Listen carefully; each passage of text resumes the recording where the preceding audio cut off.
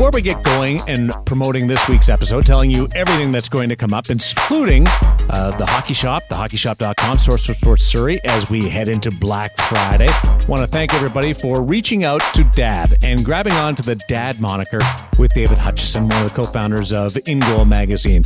It warms my heart that everybody believes that Dad is truly the backbone to this operation, and he is. So thank you for making him feel great, and us as well for grabbing onto a part of the family dynamic that is InGoal Radio, the podcast. I'm Darren Millard, your host, along with the co-founders, David Hutchison and Kevin Woodley. Dad, how are you this week? Humbled by that intro, Darren. Thank you. I'm fantastic.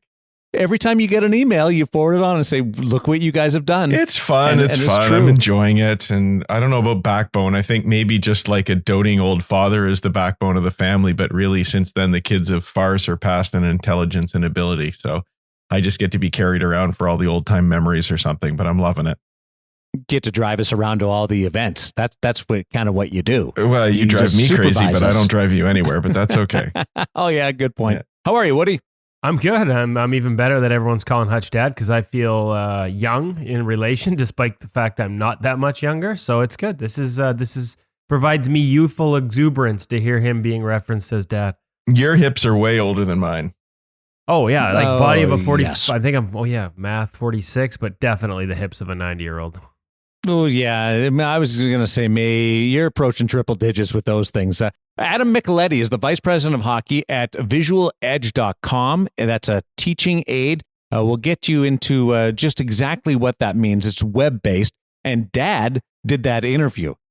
Dad, unlike most of our families, Dad is actually our IT expert. So this is perfect when you're talking about web-based stuff. And it's a really cool conversation with Adam Micheletti. And Steve Valiquette is a former goaltender in the National Hockey League, now an analyst, and also the founder of ClearSight Analytics. He's the president and CEO. Just a fascinating conversation that Kevin Woodley conducted with Steven Valiquette that covers, I think, as many subjects and as many corners of goaltending and training, and as far as analytics is concerned, also touches on that area really in depth. So looking forward to those two interviews, but also sneaking up on Black Friday with the Hockey Shop, thehockeyshop.com, and Source for Sports Surrey. And I can't wait to see what they have planned. Yeah, that segment with Micheletti is actually going to be our gear segment this week because it is technically like a training tool. You can, as Hutch will tell you can download it on the iPad and use it that way. And I think if people are wondering how we discovered Visual Edge, I think we should remind people that was thanks to Carter Hart, who talked about using it on a weekly basis as a training tool, and we had him on the podcast. So that is a long-winded way of me saying we're giving Cam the week off from the gear segment. So we won't be going to the Hockey Shop in person, despite the fact that I will actually go there myself just because I need a fresh edge on my wheels. So I got to go see Cecil because that's where you go when you want things done properly. You go to the Hockey Shop Source for Sports in Surrey. We're not going to go there for the gear segment because everyone is busy marking things down for Black Friday. The prices are so good on some items. We're talking like pro and senior level pads at close to 50% off. I can't give you specifics because it's actually so good that I've been told I have to wait until next week's podcast to deliver the specifics because they don't want other companies copycatting just how low they're going with some of these prices. So I tell you every week, if you got to buy gear and you live in the Lower Mainland, you're lucky enough to live in this beautiful part of the world, go check them up at the Hockey Shop Source for Sports out in Surrey. If you're online, it's thehockeyshop.com. For sure, check them out this week, but make sure you've got that page bookmarked and ready to go for Friday morning, Black Friday, because the sales promise to be spectacular. Mostly, and full disclosure, probably not going to be the new Brian's Optic 2 we talked about, but last year's models, past year's models, there's going to be an opportunity to get some real high-end gear at some really great discount prices starting on Black Friday at thehockeyshop.com. And if you're lucky enough to live here in person, at the Hockey Shop Source for Sports in Surrey. I cannot wait. It's going to be great dealing with the American side of things with the money. and working the exchange now, I'm going to be all over that thing. So yeah, for you, it's like basically like some of these things are going to be 50% off, add the 30%, like 80% off. Oh, no. I'm telling you, I fully anticipate Cam owing me money after I get a product. Yeah, hey, listen, that's very possible. To be honest with you, the way we blow up his reputation, he should probably be paying us anyway. Do you want to tell Senior Woody about the before, because Adam Micheletti from visualedge.com is coming up. We're going to go to Steven Valiquette first, but can you tell Woody that you don't have to download anything with that thing? Because you started shaking your head and you had the old man like disgusting look, like I'm so disappointed in you. No, it was actually one I was a little uncomfortable about, because it's something that Adam and I talked about offline. Is you actually can't do it offline quite now. They're working on an app, and it's one of the features that it will have, but unfortunately you need to be web connected to use the software. So I was sort of a little bit like fingernails on a chalkboard when he said you could download it to the iPad. I specifically brought it up. I specifically brought it up. Dad here to fix it. Exactly. Yeah. Yes. Well, I specifically brought it up because as a result of the Carter Hart, the John Stevenson, the Pete Fry conversations we've had here, my son has been doing a lot of concentration grids, and he had the iPad out on the bus to Kelowna this weekend, and suddenly half the team and half the coaches were racing each other in concentration grids. And I thought, geez, Visual Edge really needs to get this ready for the iPad so that you can do the same thing on the bus. But we'll talk more about that when we get into that segment. Oh, hold on. I want to know what the record was on the give me a 10 by 10 best number. No, they weren't doing 10 by 10 because they're teenagers and they don't have that kind of attention span. They were ripping off 5 by 5s and 6 by 6s. No, and they wanted to pass this thing around. And kids, how fast can we get? I think one of them on a 5 by 5 got down to just under 12 seconds, which was a little otherworldly as well. Yeah. Wow. What happened to card games on the bus? Well, exactly. Yeah. There's a few there. You see some cards there, but it's a different day, isn't it? I'm going to get to you because you guys have both. Well, I know Hutch, you've tried it out. I tried it out, and I want to get your impression. And because I'm not going to lie, I was pretty good at it. The parts that I downloaded. So I'm really expecting big things at my Friday skate this week. But up first, our feature interview brought to you by the Source for Sports in Surrey, the Hockey Shop, thehockeyshop.com. Steven Valiquette. How would you describe Steven present day, Woody, before I set up this interview? Oh, that's a tough one. I mean, yeah, he covers so much ground. He does everything. I think he described it himself, goalie geek. Like, he is a goalie geek. The difference is he's actually taken his passion for the position beyond the stuff that we talk about and dug into numbers that he always sort of knew and throughout his career mattered, made them sort of concrete measurables, and created a company, an analytics company that has teams contracting them in the NHL, supports sort of all the work he does as an analyst from a numbers standpoint, gives him data to back up his points, and it's all sort of started with the intuition based on goaltending, right? So, and we talk a little bit about it in the interview, and it is it's quickly up there as one of my all-time favorite interviews because the career was fascinating. His insights from the different steps he took in the career were fascinating. But then to get into this analytics stuff was just like, we talked about making it a two-parter, right? Because there was just so much there. Yeah. And really, we are seeing teams, and I'm not actually allowed to mention specifically there are certain ones that can't be mentioned that work with them because of confidentiality, but we've definitely seen teams, I'm not sure if they're contracted, but I know there are teams that have pointed to his work when it comes to Royal Road and slot line and some of that data to change the way they attack and have, for example, won a Stanley Cup directly as a result of changing the way attack based on the goalie coach having a role and having a say and numbers to back up. Hey, if a goalie struggles to stop these types of shots, and the math says he does, the analytics says he does, then we should be trying to create more of them. So really starting from the goalie side and basically creating something that can be used from all sides of the game by, all kinds of teams. It's a fascinating discussion. And I guess, as you can tell, as I ramble, it's kind of hard to sum up what Steve is now because he's kind of, in a lot of ways, everything to everyone with this company, Clearside Analytics. You have like 4 NDAs going right now between the hockey shop and now the. If we get a couple more, maybe we'll be able to get a word in edgewise on this podcast. Well done. Appreciate that. Drop the mic and walk off. Yes, Steven Valiquette is fascinating. So as you listen to this interview, it will start off with the idea of playing goal and where that came with him, which is different than a lot of our guests. Goes into a misstep in junior, which I didn't know about, but could have just derailed his entire career. And then goes into the National Hockey League and finishes with the analytics side. The analytics portion, just a heads up, you're going to have to talk about those concentration grids. It takes some focus because it's in depth and it's cool. It's fascinating. I'm not saying that as any type of shot. It's just fascinating, but you have to pay attention to it. So Steven Valiquette, our feature interview, goaltender and CEO and president of ClearSight Analytics, our feature interview on InGoal Radio, the podcast, presented by Source for Sports Surrey and The Hockey Shop, thehockeyshop.com.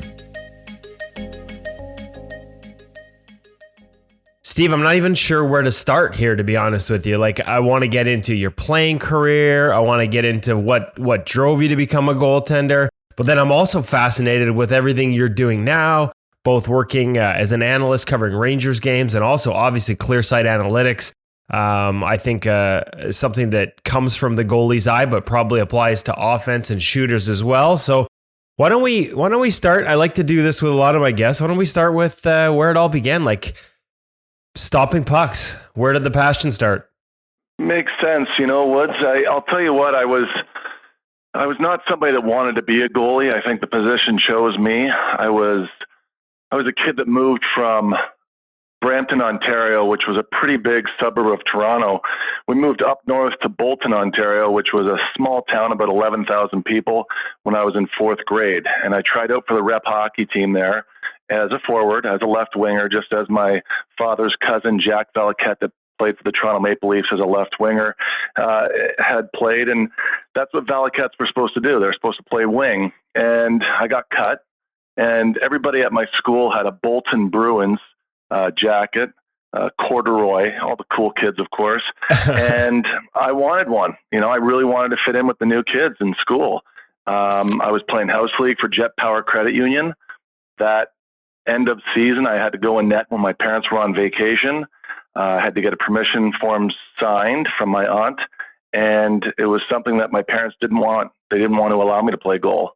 I snuck in net. I got the permission thing signed. And what really happened next was the following year, I tried out for that same Bolton team and as a goalie, and I was cut. And it was really tough. I was going into fifth grade. And then I went back the next day because they asked me to try out as a winger again.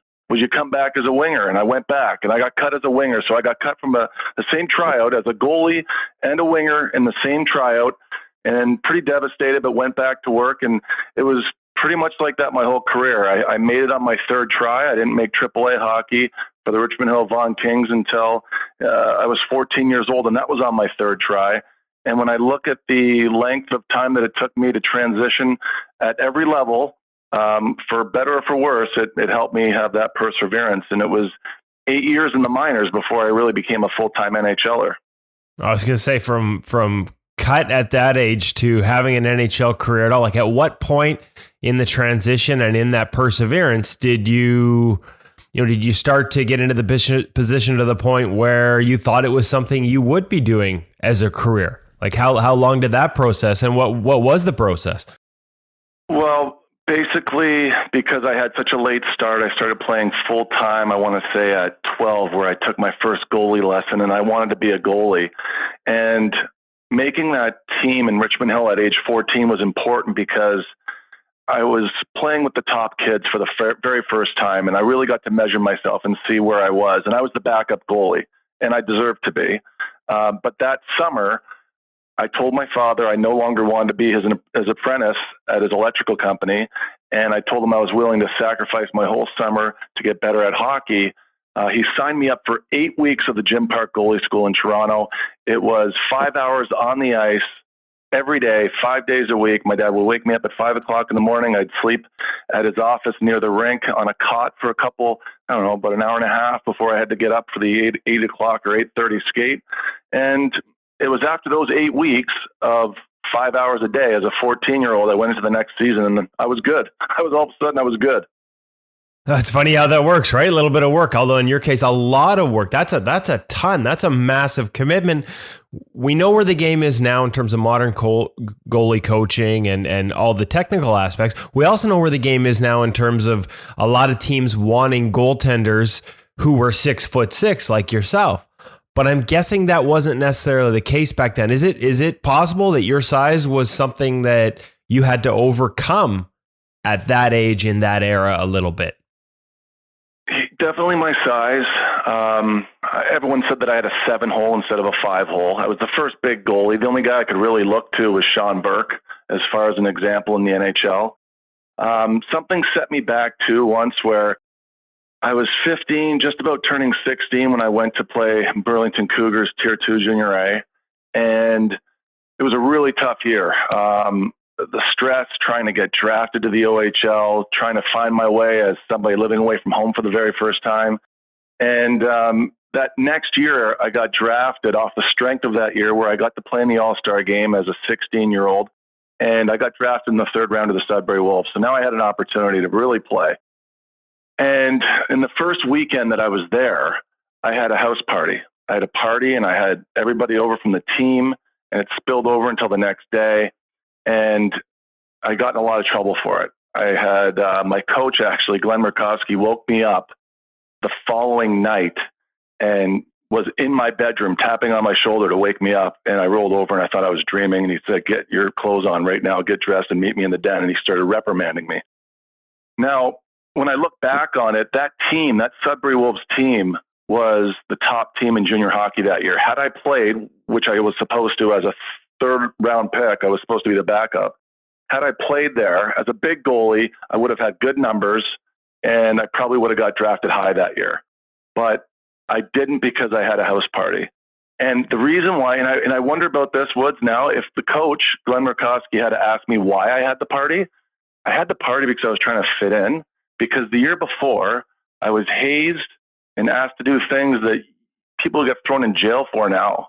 And if it wasn't for that experience, again, a bit of perseverance, and, I had to own it. I had to call my agent, Mike Gillis, at the time, who you'd know from Vancouver, and explain to him that I had a house party and that I'm going to get suspended from the team.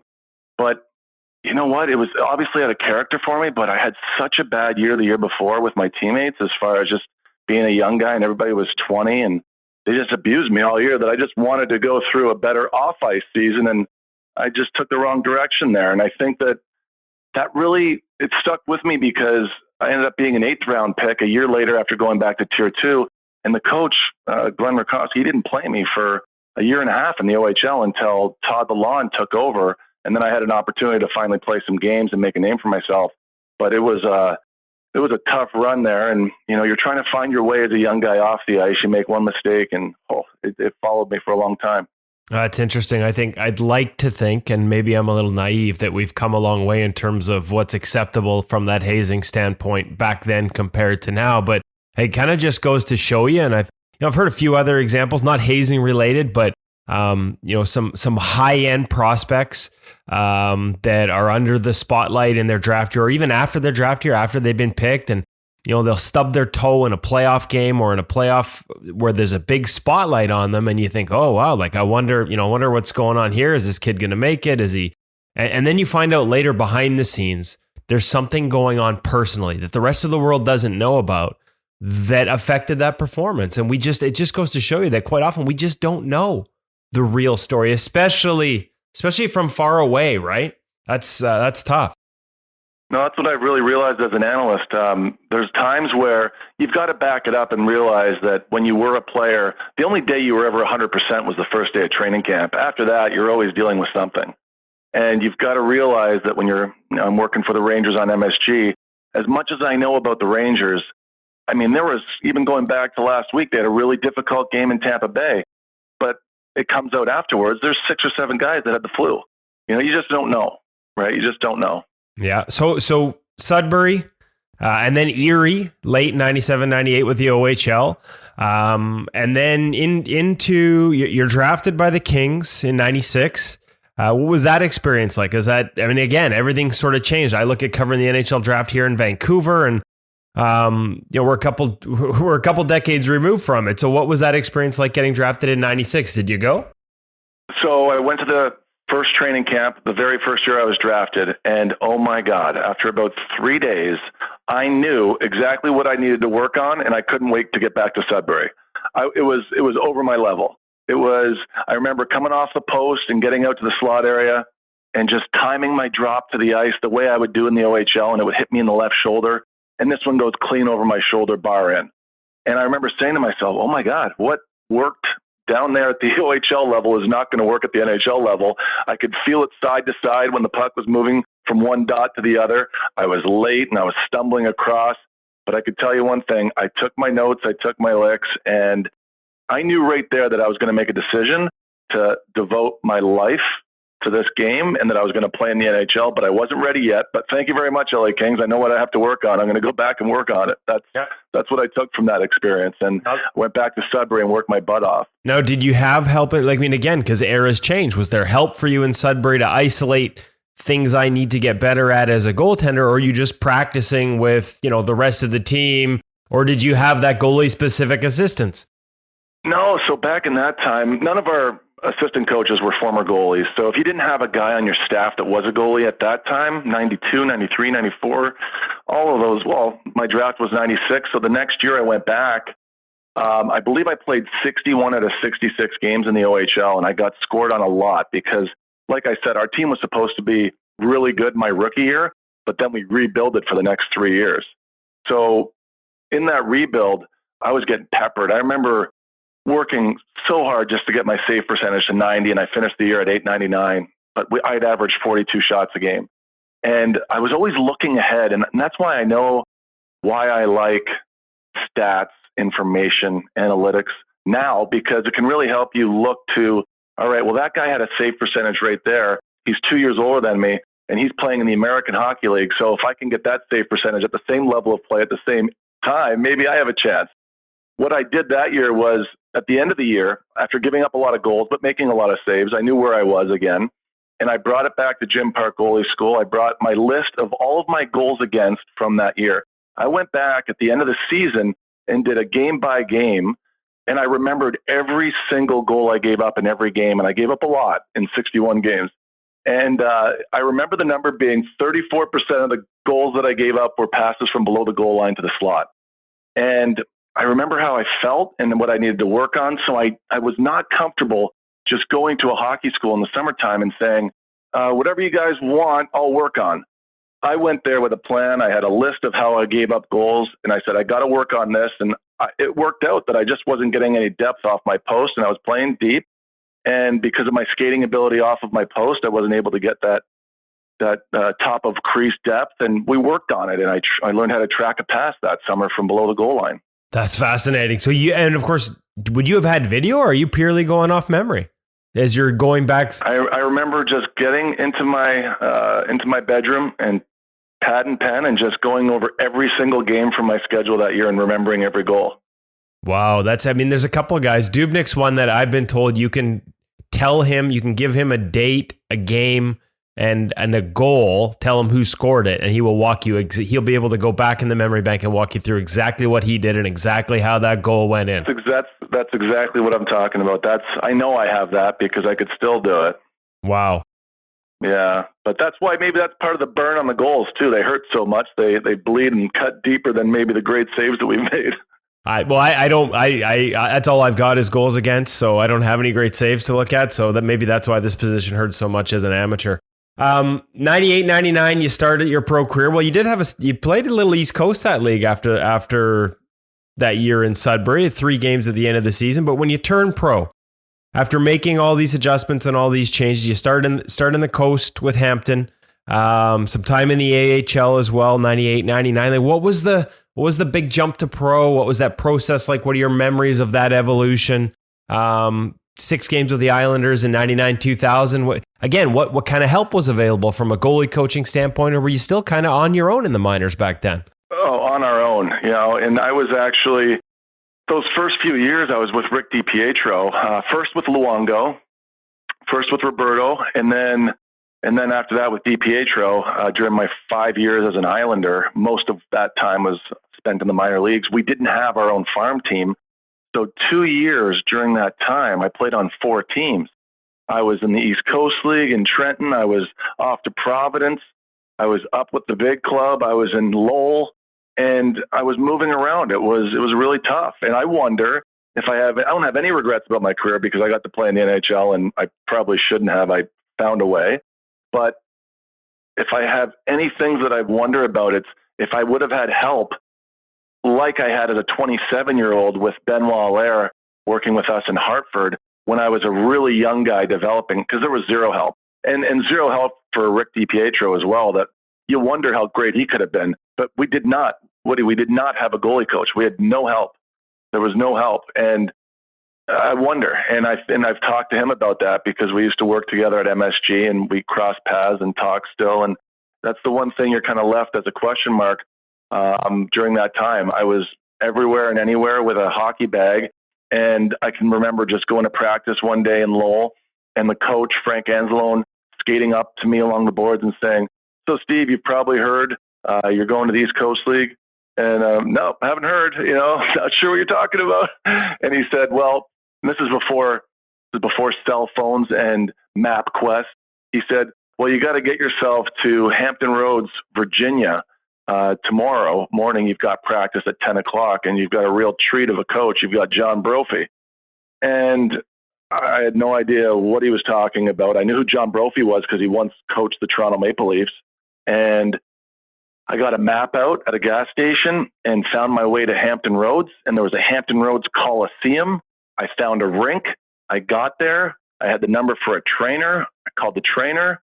He asked me where I was. I said I was at the Hampton Roads Coliseum. He said, no, we don't play there. We play an hour over the bridge and deeper into Virginia at the Norfolk Scope. And I had no idea. I mean, now I'm late for practice, my first day with John Brophy, and he's yelling at me. And anytime I gave up 2 or more goals in a practice in a row that he was aware of, goaler, get in the corner. And I just stand in the corner while everyone else is shooting on an empty net. And there was times in our practice where Jason Sal and I would both be in the corner watching guys go through it on shooting drills and nobody's in the net. And the boys chirping us, hey, could you guys mix in a save so we could have a goalie to shoot on? And it was wild back then. And that's first year pro. That's first year pro. I mean, I'm really green at that point and trying to figure it out. And no help. I'm telling you, it was just thrown out there to the wolves, and whoever survives. But then going back to my experience when I was a youngster, being cut multiple times, I had some pretty thick skin. So I was able to get through it. We'll get to Benoit Allaire and the transformation under him and getting some instruction when you get to New York with the Rangers. But I mean, through that stint, in 99-2000, you played 6 games with the Islanders, had a .949 save percentage, and yet, like you said, bounced around and in and out of all those different places, including Springfield and Bridgeport, Lowell, all the ones you mentioned as well, bouncing around the minor leagues. Yet when you were in the NHL for those 6 games, .949, is it that much tougher? Like, hey, I had some experience up here and I felt good about it. Well, you're familiar with Sudarshan Maharaj, right, Sudsy? Yep. So that summer, Mike Gillis, again, Mike, he calls me up in the summertime. He says, there's a guy you got to go work with in Toronto. This guy's legit, and he's helping everybody in the area, and you've got to get on the ice with him. And this is about, a month before training camp. And I get on the ice, and there's an Indian guy there with an earring, right? And I'm like, okay, who's pulling my leg, right? Like a goalie coach that, that doesn't really look like a goalie coach. But I've always been open-minded, and I meet him. He said, hi, I'm Sudsy. I'm like, really nice guy. He gets me in the net and he says, look, we're going to go through a few skating drills before it starts, our practice begins. And I get down on the butterfly and he says, okay, just push back to that post right there. And he points to the far side post. And I get a rotation. I get up with my proper leg and I try and slide across. I get about halfway through the crease. And I look at him and he says, yeah, we got a lot of work to do. So right there, he had me, and I love Sudsy. If it wasn't for Sudsy, I never would have got a sniff at that .949. That .949 was Sudsy. So I worked with him which was now going into the very next year. So that whole first year pro, all I could think about was getting through the year and then knowing at the end of the year, I was going to work with Sudsy 3 times a week through May, June, July, August, which I did. And I worked with Sudsy 3 times a week, Monday, Wednesday, Friday, 1 hour on ice. He was so selfless with his time. He'd spend an hour with me after that upstairs talking, theory and goaltending. And I love the game and I'm a goalie nerd. And we all just geeked out and just talked hockey. And by the end of that summer, I felt like I could move mountains out there. Like, talk about earning it. I felt like I deserved it, and that was now my competitive advantage. I went in that training camp, and I was the best goalie in training camp that year. And I was able to get an opportunity to play those games, those 6 games, because of what I went through with Sudsy, all the help he gave me. I had a few more battles, though, to go through, because that year I got sent down to the East Coast League when I knew I was ready for the American Hockey League, but we didn't have any spots because Roberto was there. I could share this with you too, because, your listeners have to know, especially the kids that are going through it.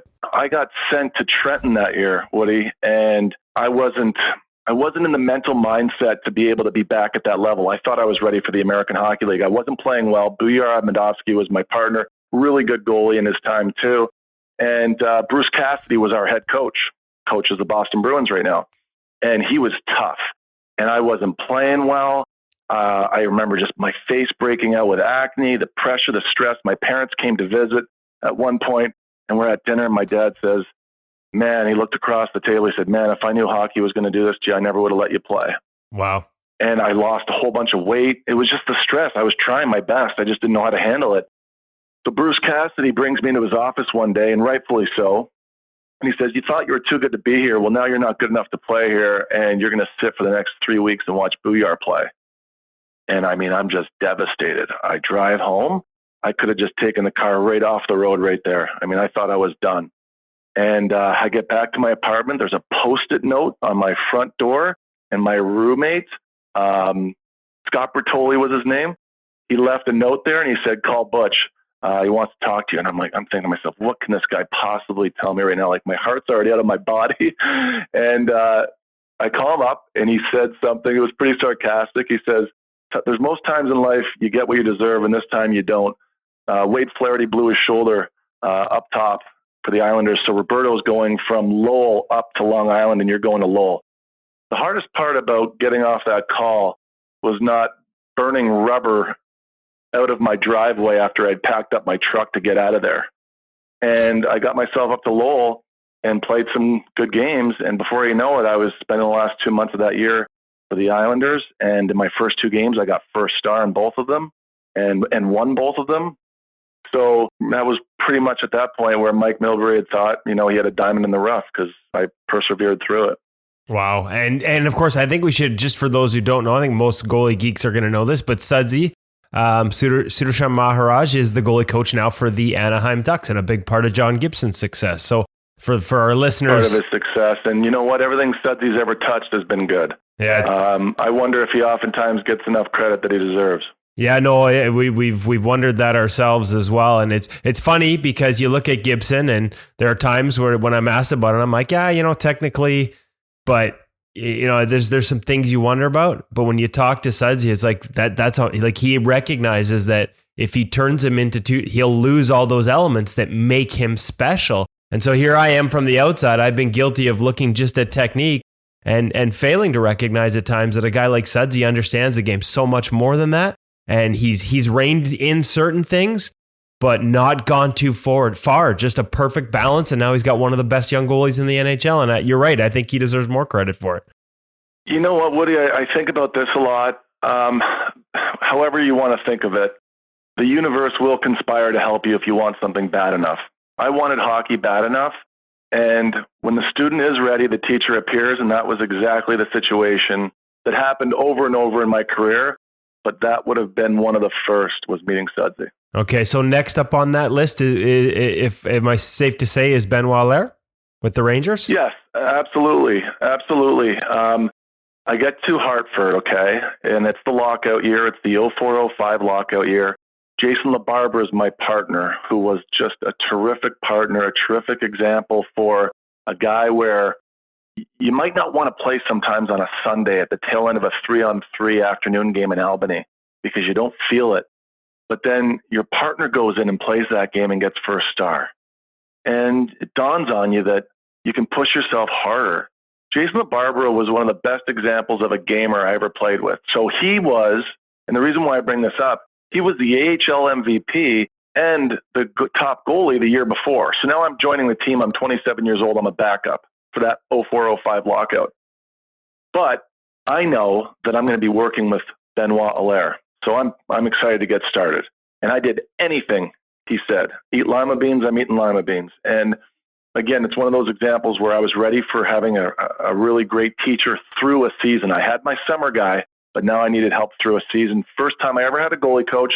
And talk about selfless, Benoit Allaire did not have to stay with us in Hartford all year. He was on an NHL coaching contract, but because he was so dedicated to his job and to Jason and I, every day before practice, 30 minutes, every day after 40 minutes, and he was there every day. Didn't have to be, but he was there every day. First thing he did when I met him, he gave me 10 Sean Burke VHS tapes from their time working together when it used to be the Phoenix Coyotes. And he said, big man, if you can play like this guy and you're the same size, you'll play in the NHL. I took those VHS tapes. I went to the Hartford Mall, and there was an Apple store that had just opened. And I bought a converter so that I could put the VHS tape in and then bring it into my computer, my MacBook Pro, and then have Final Cut edit it. And I clipped every single, when does Sean Burke get to his post? When does he, where does he play depth-wise off the rush? 3-on-2s, 2-on-1s, everything in zone. Where does he play? Where does he stand? And I made my own highlight. If it wasn't for those tapes, like, it's one thing for your coach to be great and help you in practice, but if you don't see somebody else doing it that's your body type, then you have a hard time buying in. But I saw Sean Burke doing it to this level at the NHL, and I literally copied everything. And I think that's why, to this day, I've kind of fallen into TV because I spend so much time on video, Final Cut, editing, and same thing with goalie coaching for youth hockey players. But that was a really good experience, and if it wasn't for that help, I never would have had a chance to play up in New York because I earned the respect. Even as a backup, I ended up leading the league in save percentage, or maybe second behind Cam Ward at the time. But Jason and I were at tops. I fought for minutes. I made every second count. And Jason was clearly the number one. LaBarbera was the number one. But I played well enough as a number two that the Rangers 2 years later knew that I was going to be able to be a number two in the NHL because I can go 2 weeks between starts and play. I always hear it from his goalies and from Benny himself. Beat the pass, solve the equation, question, answer. Was it as simple as that? Like, you would have changed, I'm guessing, your depth a little bit more inside out like Sean was, and that was a massive transformation for him in Arizona or the Coyotes, Phoenix at the time, and he's talked about that on this podcast. What were some of the, when you look back at those takeaways, are there things that still apply today as a teacher, as a coach with youth hockey goaltenders in terms of the system and the style, and what were some of the keys? So we started with what you said there, and all of those phrases that you mentioned, those were them. And it was always set your feet. It was moving less, but understanding how to move in a straight line. When the puck was at the point in zone, when we were in our D zone structure, I'd be out to the top of the paint, drifting back. I had some movement in and out. And I went from that kind of goalie, over challenging in those situations, to playing exclusively in my blue paint and taking straight lines through the crease instead of arcing, and always stopping, always getting a complete stop over trying to grab more depth. So being able to set my feet, but set my head so I could see the release a little bit cleaner. We took so many shots from the tops of the circles and dots during practice, and not the slot area, but outside, and being able to get confident by stopping shot after shot. I got to a point where I knew if I stood right here on the old crease line in the blue paint, I could stop 10 for 10. That's all I had to do. And then once I gave myself that permission, I was able to do it in games. But Benny was all of that. And then on top of that, everything around the net, bringing in structure for us to get to the post and where to have your back leg at 45 degrees rather than on the goal line. 4 quarters behind the net. My net stuff got even better. He was great at everything, Woody. Honestly, it was he broke down every piece. This is the transition to your life now, but I do want to ask, because there were a couple separate stints, including one in 2010-11 after your last year in the NHL, and then one in 05-06, Russia. I'm guessing there may be some stories from your experiences in the KHL. What was you like from a playing standpoint? The first stint with Yaroslav was .923. Last stint was with CSKA. What were those adjustments like? What was your experience like culturally as well as style of play and translating how you played in the NHL to overseas? Right. Look, I was one of the first goalies to go over there. There was a goalie by the name of Mark Lamoth that was in Yaroslavl the year before me. Yep. But goalies from North America, when I went in 05-06, had only started going in 04-05 the year before. And most guys went for like 2 weeks, a month, and then split. I mean, Gar Snow left his equipment in St. Petersburg. He just got on a plane and left everything there. Well, and I remember Pekka Rinne when he went in the next lot, like he was never going back. The style of play, he just felt it was just so different from the NHL. It did him no good, and he was happy to get out of there. No, look, I mean, I was there because I was there for a different reason. Number one, I had no money. And number two, I had to play well enough to earn the respect overseas to force an NHL team. I wasn't certain it was going to be the Rangers, but force any team out of the 30 at the time to give me a contract to come back on a one-way, because that was the only way you were going to get an opportunity back then, was coming back on a one-way. And I played all year with the hope of coming back to the NHL. And like you said, fortunately enough for me, I was .923, and that was enough. That was enough, just that number. If you're in the 920s, 930s, and you're an American League goalie or a KHL goalie, people are going to come and watch and find out what that number is all about. That's what it represents. The save percentage does that.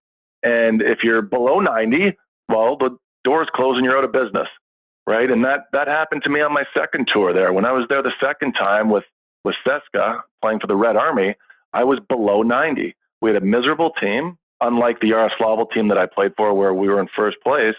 And it affected, but it's so deep. I mean, it would take another hour for me to walk you through a day in Russia with the baza, the team base, the needles that you're forced to take, the conditions that you're living in, the food that runs through you, the toilets without seats, the Russian gas. I mean, I was there when it was very primitive, right? Okay, so I think that what we'll do there is we'll save that. That can be another. We'll do a part 2. It is. It's an hour, right? It's an hour. We'll just do an hour on Russia another day. But let's use this as a transition. You talked about 923 one year, 897 the next year, and how those two numbers can be the difference, or are the difference between teams having interest and teams just not even giving you a second look. Since you've retired with Clearsight Analytics and the work you've done there, how did you go to that side? Because context matters so much between those two numbers. And I felt it's always been lacking. There's just not enough in a save percentage to tell me how a goalie got there and how much of it was his performance and his team's. Walk me through how you developed this passion for analytics and started this company and some of the lessons you've learned since. Well, I guess, first of all, it goes back to being a backup goalie. I think I sat on the bench for something like 276 games, something like that, because I get my pension from the NHL, and I believe that's the number. So I sat on the bench a lot, right? And when I was going through that transition of understanding that I want to play in the NHL, and I don't care how many games a year, I just want to play in the league, you're willing to take a lesser role, but you also have to be a little bit older by that point. So I'm getting on to 28 and 29 when it really dawns on me that I have to actually root. I have to root for the other guy in the net to play well, help him play well, and be ready if I get called upon. Understanding your role, not when you're a young guy where it's actually, if anybody's being honest that's ever been a goalie, you want the other guy to let in goals so you get to go in and play. And that's a tough transition mentally, because I hired a sports psychologist when I was 27. I wish I had the courage to do it earlier. But that year, I hired a sports psychologist, and the first thing we worked on was that when the goalie in the net, in this case it was Jason LaBarbera, when he makes a save in Hartford, you bring it into the chest too. When he low blocker, puts it in the corner, you're making that save too. And run through that mental exercise when you're on the bench and see yourself making that save. And it's okay to back it up with a little action too. If you watch me back in those days and backing up Henrik after that, I was always moving on the bench because I was making saves too. But if the guys were ever having a bad night, I could go in there, get tossed in, and be fine. I'd be okay because I've already warmed up my head. I've already kept warm in my body, and I had a really positive frame of mind and attitude. So that was a big thing. And then when that transition happened, I was able to be a goalie that was going to be somebody that was going to be used in the NHL and play some games. Now, the reason why I understand that now, and it's so important, is that I was always focused on scoring chances. During hockey games, if Henrik was playing and I was really focused as if I was playing, I'd even argue that I was the most focused person in the building that wasn't on the ice. I was able to then say to myself, okay, well, he had 3 breakaways. He stopped 3. That's a goal right there. I just have these little exercises of, okay, well, that was a pass across. That was tough. And after the game, I could say to Henrik, hey, man, you had at least 12 grade A scoring opportunities. And I went through them, verbally with him. And I'd say, you gave up 2 goals. That should have been 4. So that's a good game, Hank. And I'm telling you right now, like that save you made, and we would have that kind of a conversation. Now, the next day, John Tortorella, he put out his scoring chance list. And every coach has analytics. They just don't really call it that. Even John at the time, smart coach, organized, thorough. He'd have a list, and then he'd have primary contributor, primary offender for every scoring chance for and against. And he'd have a plus minus for each player. And the plus minus that the NHL.com would have would not reflect what John would think as it would reflect his players on his team. So you could be a minus 16, but on John's list, you could be a plus 4. And that's all that mattered to us. So we had our own analytics. But what I realized during that time was that our sport doesn't really have a way to consistently evaluate scoring chances league-wide. We had it for our team, but not for the league, because nobody's ever stepped up and done the exercise of standardizing and categorizing what a scoring chance really is. How would you know that a breakaway only goes in 1 every 3 times unless you had all 1,500 breakaways from the 2018-19 season? And then you just do that per shot type for everything that you've done. And then once you get to that exercise, you start splitting things up and seeing what the difference is between a shot that's deflected from the ice versus one that's deflected on a wrister or a drifter from the point. They're both deflections, but they're very different. And screens, whether you have layers or if it's just your own player or if it's just one of their guys, those are different as well. And you have to go through this exercise, and that's exactly what our company's done. And we believe we're the first one to have 34 points of context for every shot that's been taken over the last 5 years. And you do everything manually in terms of tracking to get that context. That's right. Yeah, we do it all manually. We've done it. This is our 5th year, and we have over 350,000 shots analyzed.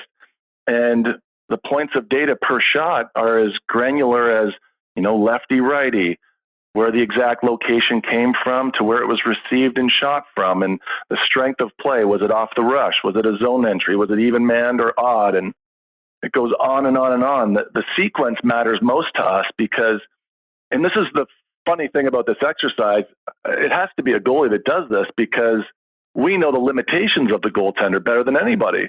We've played the game. So I know the pass across the ice is going to be difficult because when the puck stays on the same side of the ice, I physically never have to really open my legs.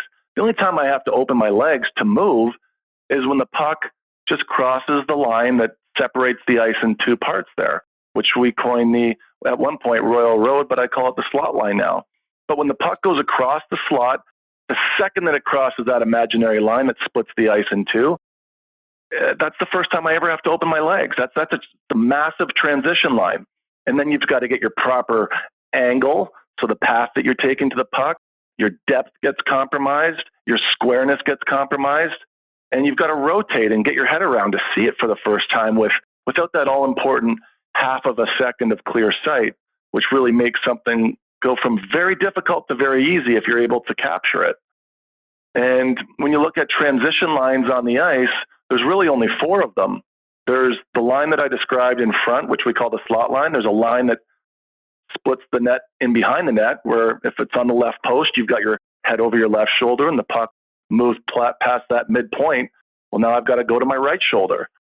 So there's some transition there. And then the other two transition lines are your dead angle line that runs from the back post to under the hash at the wall on both sides. And most goalies, and you know this, as soon as the puck comes outside that dead angle area, well, you better get off your post, and it goes back inside the dead angle. Well, you've got to transition back to your post. So there's a lot of movements that you have to be aware of when you're tracking these things that are important. And the important thing now is that we have context for every scoring chance on the ice, and we have an expected goals model. And that's a really big deal because now you've been able to put together something that really charts goalie to goalie averages, and you can look at it, everybody apples to apples. Are you surprised, or maybe not, that this information, this is from the goaltending side of things, how much it's taught you and other NHL teams and clients about scoring? Because it makes sense. It's intuitively, hey, if we figure out what the hardest chances are for the goalies to stop and what's the most effective way and how these goalies fare on certain chances, then as a team, we should also be trying to limit them at our end and create them at the other end. And we've seen that, I think, manifest itself with, say, like, Pittsburgh with their championships and Washington with their Stanley Cup championship as well.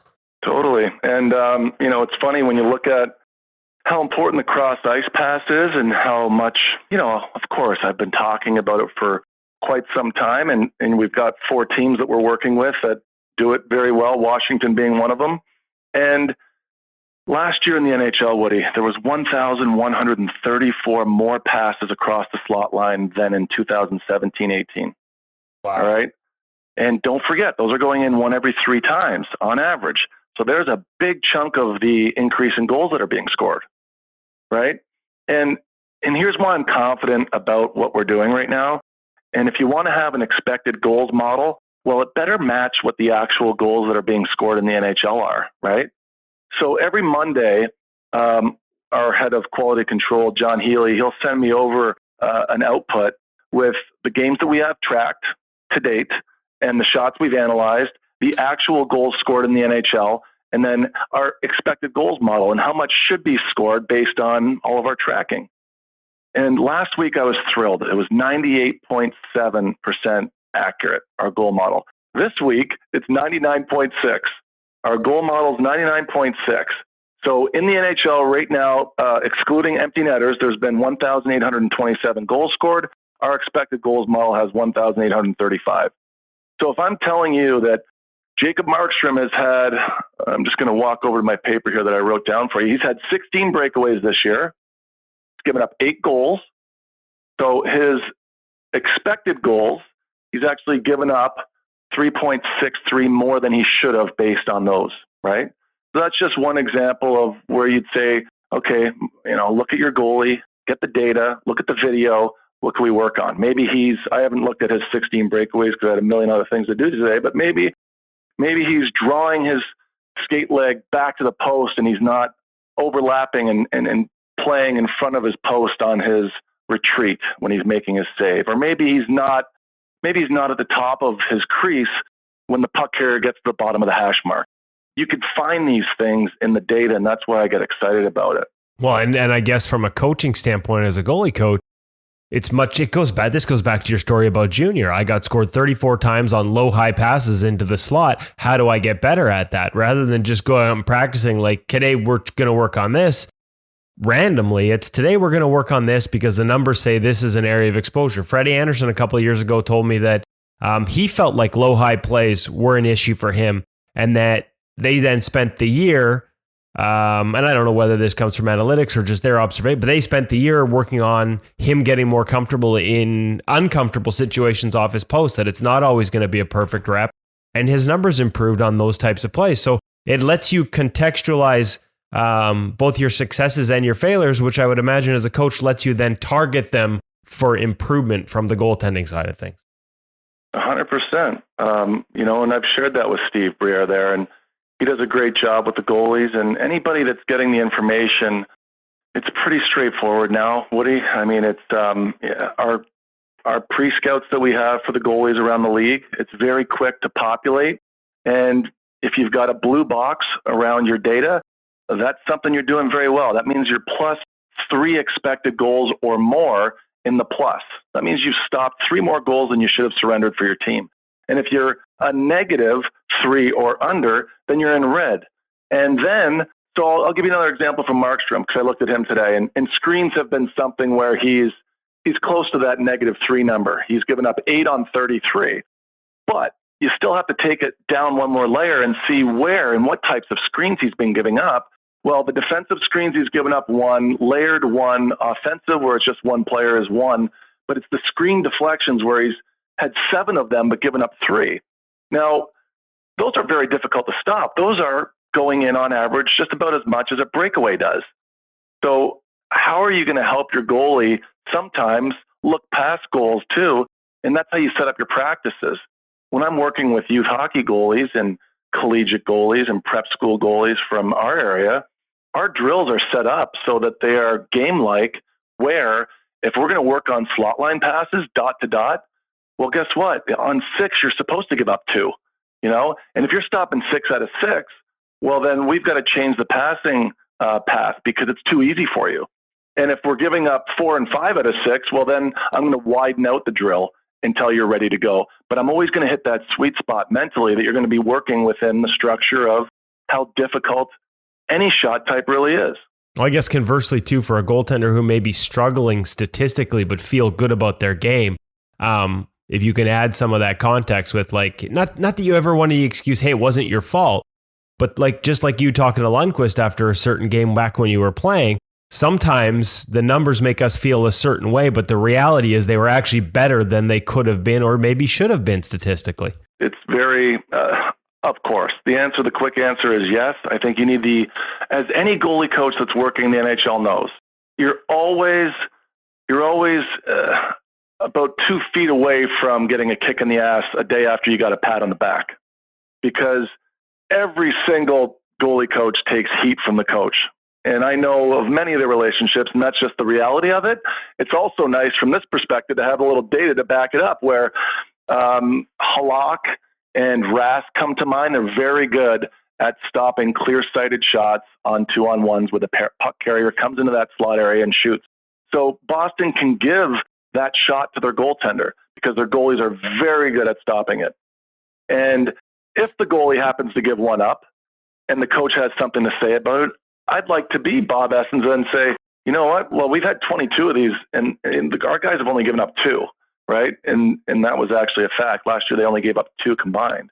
Wow. And the number of total shots was higher than that. But the fact of the matter is, you'll stay with your structure longer and not abandon what you're doing because you've got some really good information to back it up. Well, speaking of tough environments, Henrik Lundqvist. Now, there's a guy you watch every game. And I think the narrative around the league, as numbers have maybe dipped, has been, oh, he's getting older and is he still elite? I remember watching him last season from a distance, and I'm like, in the first half, I'm like, this guy, until that team just no longer had a chance, to me, he was still Henrik Lundqvist. And I thought that as long as that team had a chance, you can get that out of him still.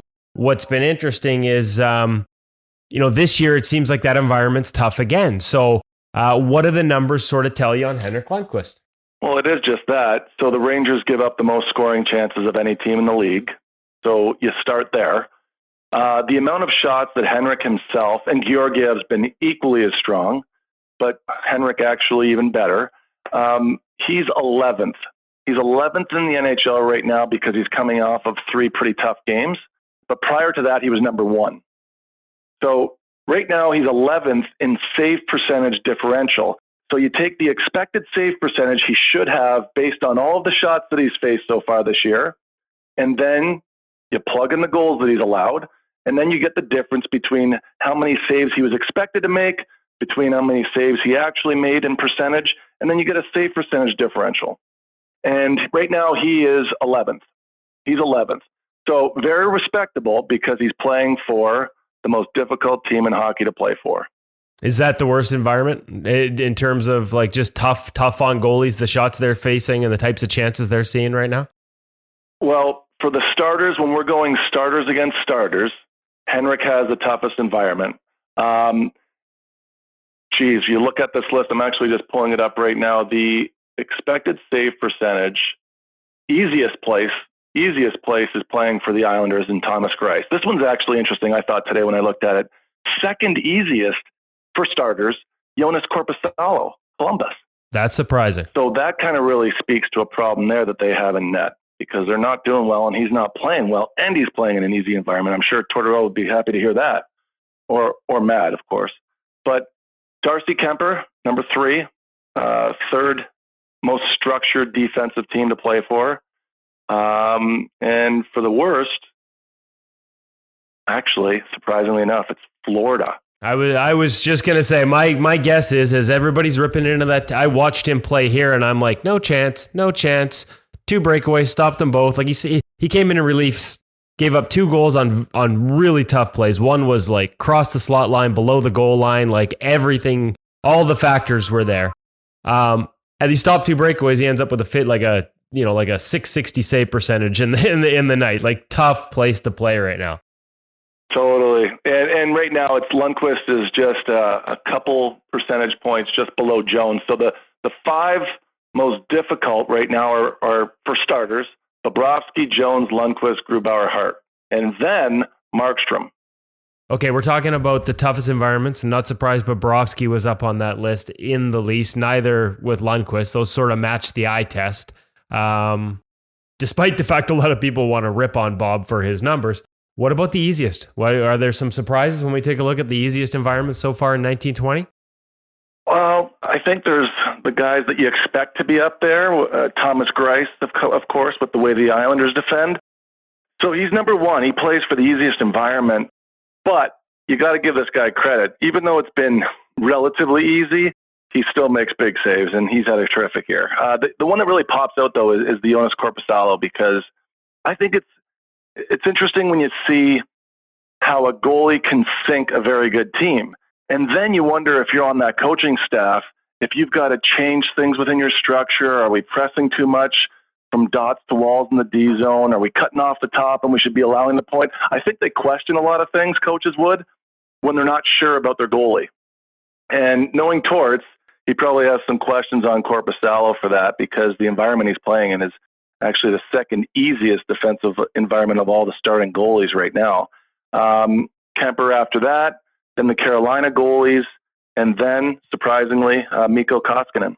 So Edmonton's done something over there that looks sustainable as far as making an environment for your goalie, big goalie that's going to be able to play shot first and not worry about slot line passes.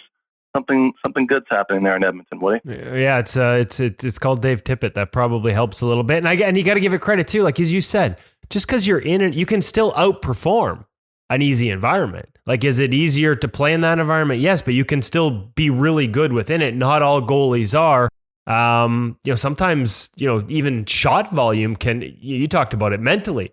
Not every goalie plays in a low shot environment and is comfortable mentally. Not every goalie can make that adjustment. And Koskinen, I think the environment's better, but I think, watching and knowing Dustin Schwartz, the goalie coach there, they've done some work as well to put him in a position to use that big frame better. You combine that with a more predictable environment. That one better than anyone, right? Totally. And see, that's where I would go with using the information. Use the data. If you've got a goalie that's really good with clear-sighted shots, and he's a guy of that size, then do your best just to pick up your checks around him and make the opposition feel like they have an open shot. When I watch the Islanders, I watch them a lot. They pack it in their own zone. They don't send their winger across to cut off the top and not allow that shot to the point, the pass rather to the point. They'll stay between the dots and not chase you and stretch themselves out and try and kill plays that they're not sure about their goalie stopping. That's where things get really messed up. If your goalie, you're going to like this one, speaking of stats. Okay, bad goals, right? They're low percentage goals that go in 8% of the time or less. You have an 86% chance to lose the game when your goalie gives up a low percentage goal. All right?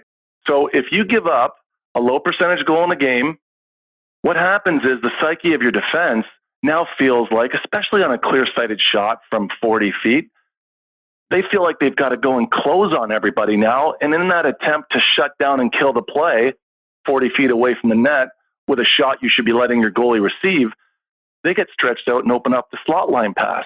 Now your goalie's in a position where he's got to move more to make the next save. His save now becomes more difficult, but you can see how that trends into a psyche of a hockey club where you don't trust your goalie, and now you're getting opened up a little bit more than maybe you were in the beginning of the year. The New Jersey Devils locally for us are a good example.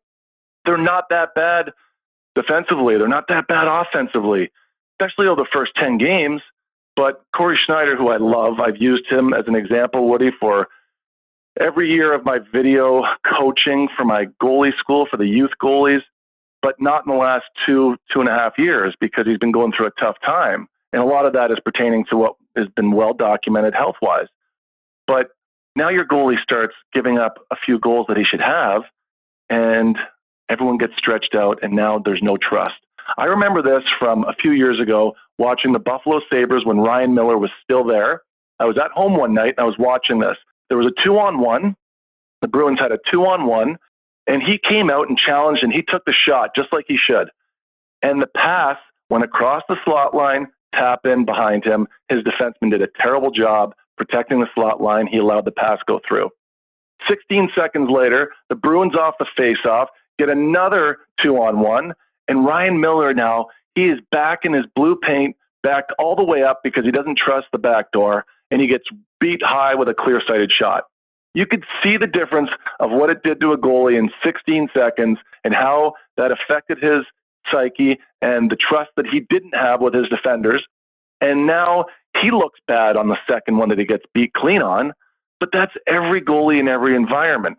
It goes both ways. If your goalie plays poor for you, you start trying to do a little too much to help. If your goalie is playing great for you, then you have the flexibility to cheat a little bit and go up ice and have a little more offense. The goalie, I like that old saying, Woody, where a goalie is 70% of the game when you've got a good one. He's 70% of the game. But when you don't have one, he's 100% of the game. And that really reflects where the data would point us when we're trying to figure out, is it the environment or is it the goalie? Is it the goalie or the environment? Well, it's interesting because you bring that up. I immediately go back to Steve Mason in Columbus, and he made some changes in his game later in his career there. Bob was already there where his game looked better. He looked better. But as he told me after the trade to Philadelphia, where he had immediate success, it was never going to work in Columbus because that trust you just talked about had been broken. And so once his teammates didn't trust him to make easy saves and started chasing, as you talked about, now all of a sudden he can't trust them to be where they're supposed to be because they're too busy trying to do his job. And pretty soon nobody's doing their own job. And once that snowball's going downhill, it's tough to stop. And that's why I wonder the cumulative effect of playing behind a bad team. You talk about it. I look at Edmonton for years before Tippett came in. I look at San Jose right now. You said Jones, one of the toughest environments in the NHL. To me, anecdotally, and at least the eye test, I'm guessing they've been that way for a couple years.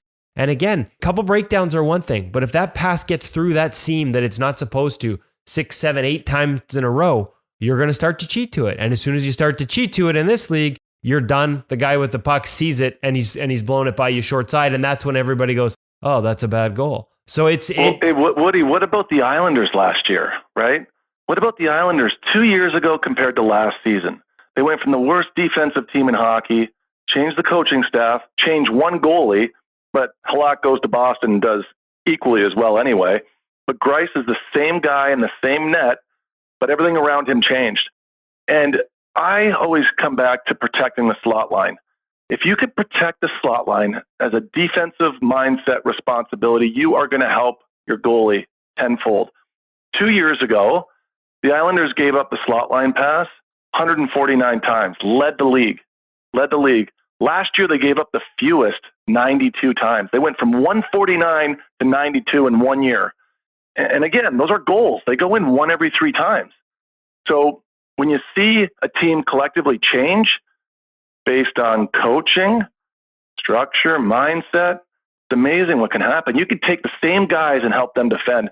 I've always said this when it comes to practice for anybody that's involved in youth hockey.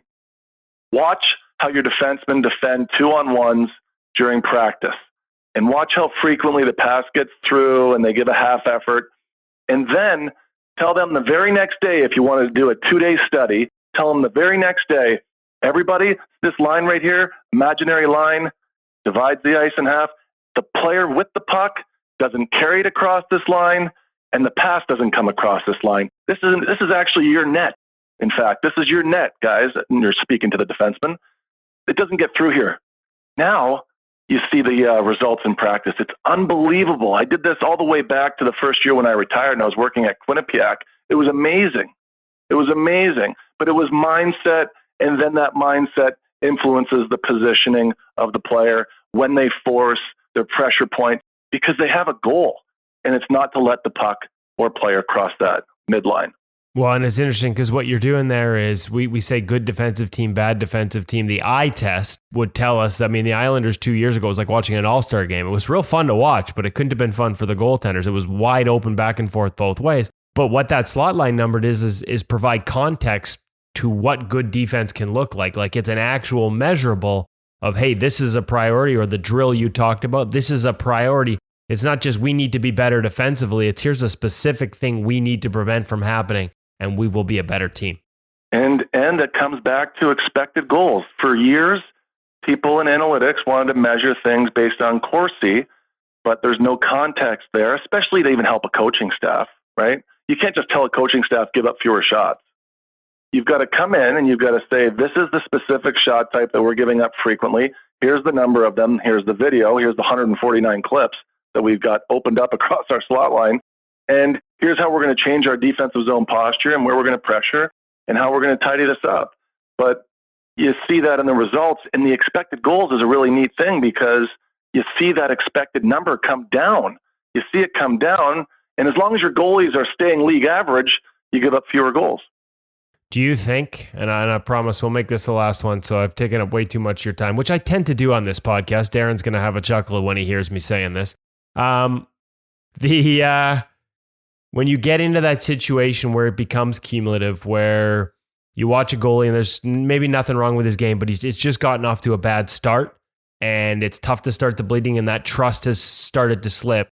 Can you isolate numbers that they do well? Like, would a trade in a new environment be enough for a Martin Jones or a Corey Schneider to all of a sudden have them back at the levels we used to talk to them about just because they get to reset in a new environment? I guess part two of that question, because I can never just ask one last question, is trades, free agent signings. When you layer through this context that you provide through Clearsight Analytics, should a team theoretically be able to say, this goalie excels at this type of play defensively or is weak at this type of play? We give up a ton of these or we don't. This guy's going to be a fit or not? 100%. One of the better questions I've ever been asked. So I don't mind you going long here, Woody, but that's it. That's how this fits. So there's 17 different shot types that we categorize individually that go in 20% or more.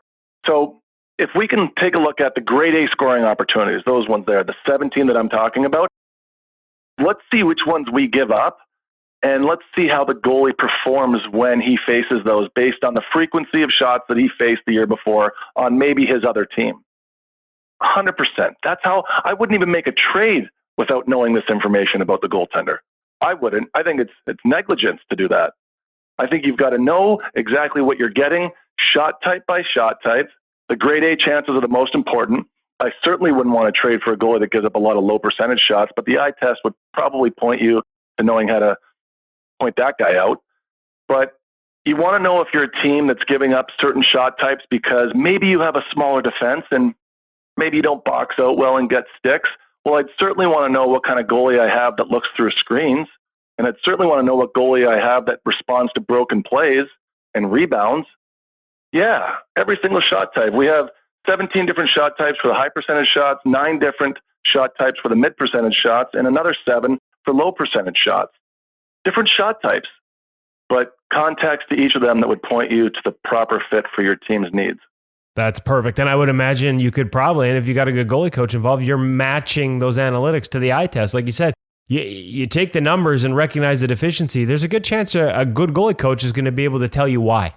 Well, 100%. Exactly. I mean, it's just information. It's sometimes the word analytics scares us all. If I could, I'd go back in time 5 years ago and just change our company name from Clearsight Analytics to clear sight information or stats even. But, that's the one part you got to get over, and that's for all of us. Steve, this has been awesome, man. From the career stories to, the fascinating discussion about numbers and the context that you guys add over at Clearsight Analytics. I've really enjoyed this. I know our listeners are going to as well. Some of them maybe hopefully start watching goaltenders with a different eye the way you do. Thanks so much for taking the time to be a part of the InGoal Radio Podcast. Hey, Woody, for you, anytime. And, I'm a phone call away. For the listeners, if they want to check out our website, www.csahockey.com, you can see top fives for different shot types and things of rankings. It's a pretty neat website. We update that on the 2nd of every month. And for the NHL teams, the opportunity to dig a little deeper than those top five that the public, make sure you call these guys, because I know we got goalie coaches around the league that listen to this. If you're not accessing this information, chances are you're behind. Thanks, Woody. That's right up there with the coolest conversations I have heard with an athlete. Not just InGoal Radio, the podcast, but across every platform. Because of going back to the junior days and having to fight through things and problems of his own making, Hutchin, I think you could probably relate to this as a father of an aspiring goaltender, and just what you have to go through in trying to fit in and making wrong choices. And that's sort of where I want to start. And isn't it interesting that he still sounds a little conflicted about whether he made the right choice, I think. Yeah. And so sometimes these decisions are very challenging for that reason. I loved it for the early stories. I have told my son he needs to listen to the whole thing. Perseverance in the early days too. I mean, house league hockey for how many years? Started goaltending so late. We are both alumni of the Jet Power Credit Union house hockey, dynasty. Card. Yeah. Dynasty. Yeah. So I'm pretty excited about that Steve and I have so much in common. But no, it was a fascinating story of perseverance and really felt sympathy for the young man. And he's doing this all away from home for the first time too. Right. So, it's a difficult time if you're facing that with your kids, and we're not right there yet, but, may have to face some of those choices at some point. And it's nice that we've got a lot of people like this who we can learn from and lean on a little bit as we look to the future. And it's not just preaching, but it's, I did this.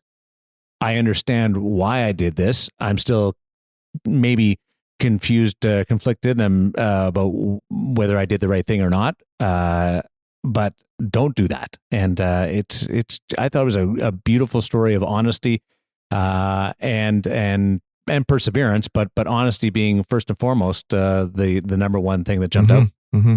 Absolutely. Woody, you got into the playing side of things and how he self taught in a lot of occasions about where he was, and that was really the foundation for Clearsight Analytics. Yeah, and just a lot of the lessons he learned, right? Like a lot of these days, so much of this, we talk about it, our podcast, social media, all these different places where we hear about different ways that goalies get better, different evaluations. So just to hear him at a time when there weren't even goalie coaches back then, where he's, I don't want to go to goalie school and just do all the drills that we do every summer. I want to identify weaknesses in my game specifically so that when I go to goalie school, I can work on things that will help me improve some of the patterns, some of the areas of my game that are being exploited in junior hockey, and in a lot of ways a precursor to what he does with the analytics side, like in terms of just at a much deeper level than, hey, I'm getting beat on low high plays, let's work on that. Let's really break down the different ways that offense is created, the types of offense that really lead to a certain percentages of goals and higher percentages and low percentages, so that not only can the goaltenders identify maybe areas where they're getting better or weaker or need to improve on, but teams can figure out how to attack certain things. And so just, it's interesting how it's all kind of come together. Funny enough, to tease next, not to jump ahead, but another Rangers tie-in to tease next week's interview. We've got Mackenzie Skapski, who just retired this week. played some time with the New York Rangers, worked with Benoit Allaire, and he's kind of recognized a lot of the same things. And we've had this conversation, and we'll bring it to you next week. He's started something called assertion goaltending, which they kind of launched the site as he announced his retirement this week. And a lot of the themes that we heard from Valiquette run through Skapski, not just in that the teaching principles are foundations he learned with Allaire and the Rangers, but in terms of in today's day and age where there is so much information available and there are so many goalie coaches and so many camps, is anyone doing what Valiquette did in terms of identifying foundation and providing support for it so that you can continue to get better in a season? Or are you just going to a bunch of different places and doing a bunch of different drills and learning a bunch of different things, and and not really ever understanding how you incorporate them into a game plan on a week-to-week basis in the season? So I'm looking forward to that one. I think it'll piggyback nicely off of what Valiquette's doing. It's an approach that I think ties into what Steve is doing in terms of really rooting down to what works and what doesn't for a goaltending.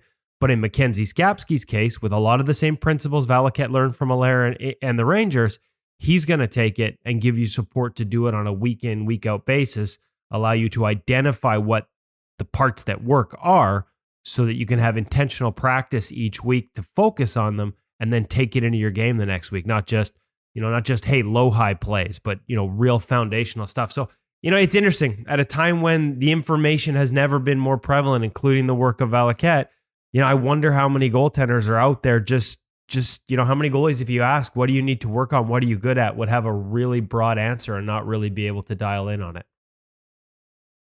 That's a good question as guys roll through town. Not specifics, but how many really know that? The other part that I really wanted to get to, and I know that we should move on, but one final thought is the theory that a general manager can look at his team and say, we allow these kind of chances.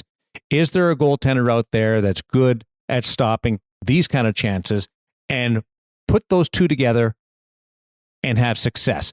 I didn't think that it could be that accurate, that you could actually put those two together.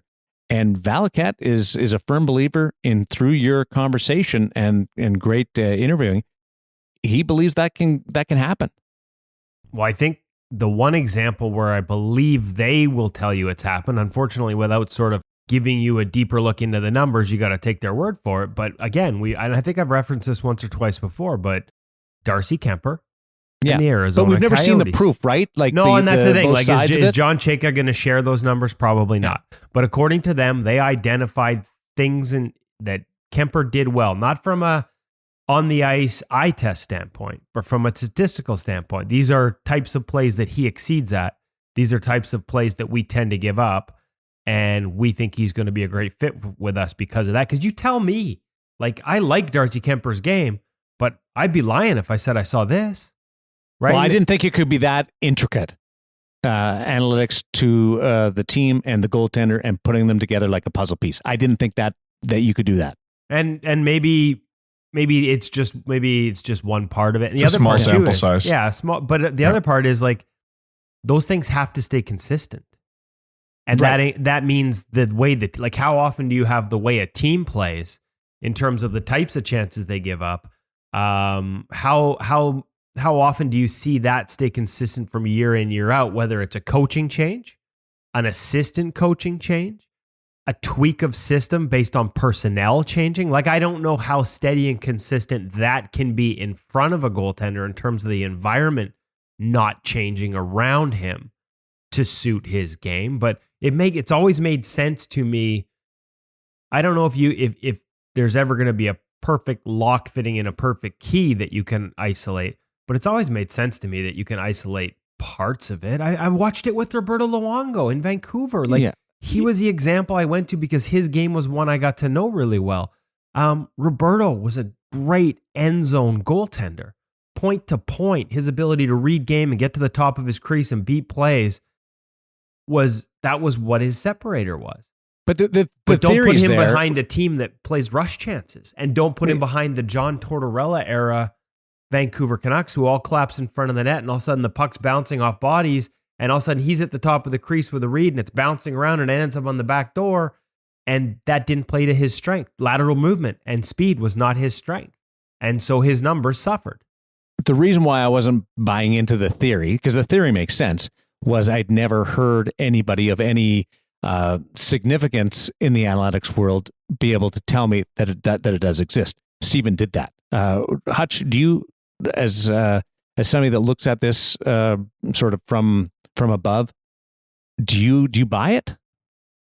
Oh, I buy it absolutely. Good. Yeah, no, I buy it absolutely. I think what Kevin was saying about how does it change from year to year came to mind as we were talking, but I think then that probably lends itself to considering how big is the organization's commitment to a certain style of play. And we have some organizations that are committed right from the top, where the general manager has a philosophy and it works on its way down. And in others, maybe not quite so much. And of course, then the GM can change as well. Maple Leafs. Yeah. Might have been thinking about that. Well, it explains why somebody has a good year and then a bad year, or why if a goaltender's acquired at the deadline, why that goaltender can't have the same impact that he had on his previous team going to the new team. Or look at Edmonton right now, where we have a goaltender who's amongst the league leaders, who last year was amongst the bottom feeders, and nothing has changed except coaching and philosophy. And that's why I just love this for that, actually for that very reason, because people get so tied to statistics with an individual player and they don't look at the greater context. And examples like Edmonton this year are a wonderful way of saying that there's so much more to it. And I love that Valiquette brings the numbers that back it up. I wish I could dig deeper into them. Sergei Bobrovsky, there's your prime example. Like, how many times on Twitter and social media, and I'm not just saying like people who are angry on social media. Like, I mean, like established people in the, not analytics community, but like the sort of the media side of things, ripping on that contract. Hey, listen, I'm the first to say goaltenders and term don't go together, but paying Bobrovsky that contract, juxtaposing that contract to his numbers, which are way subpar right now, without the context that Steve added for us. He plays in the toughest environment for goaltenders of anyone in the National Hockey League. And they need a great goaltender to bail them out of that tough environment. And I love that context, and it's a fascinating discussion. But if you go to ClearSight Analytics and you look at the numbers on their site, I think you might be a little surprised where Bobrovsky lands given that discussion. Yeah, but we can't quote those numbers.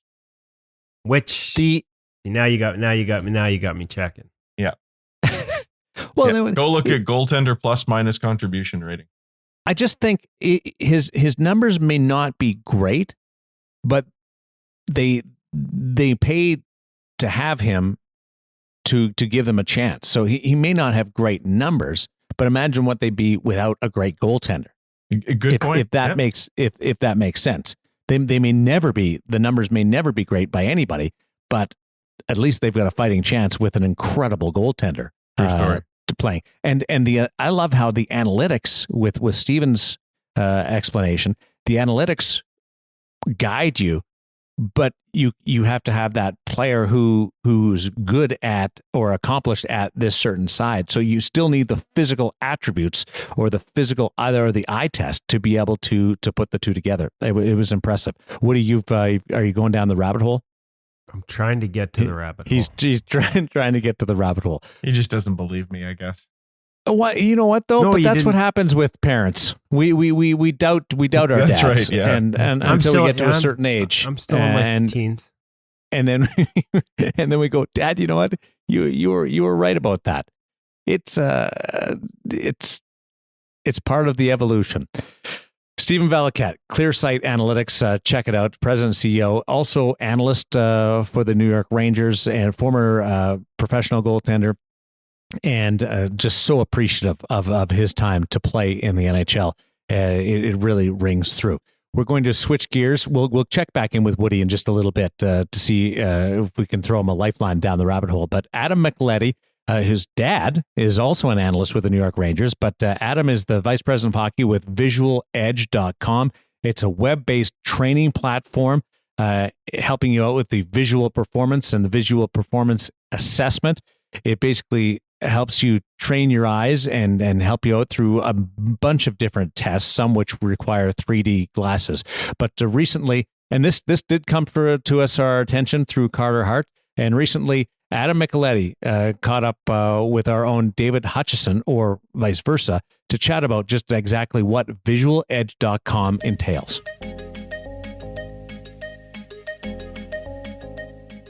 Here we are today with Adam Micheletti. Adam, I understand you're the vice president of hockey at Visual Edge. Can you tell us a little bit about your background? Sure. So I grew up in a hockey family, grew up in St. Louis and Long Island, went to Boston College, and started kind of my hockey career path by joining the Dubuque Fighting Saints of the USHL. So I helped start the team there when it was an expansion team, and helped oversee the hockey and business operations, and worked with Jim Montgomery, who was our head coach there. And we were fortunate to win a couple championships in our 3 seasons, and shifted over to the USHL league office, where I oversaw hockey operations for a little over 3 seasons. And then from there went to the Lincoln Stars of the USHL, was the team president for a season before jumping in with Visual Edge.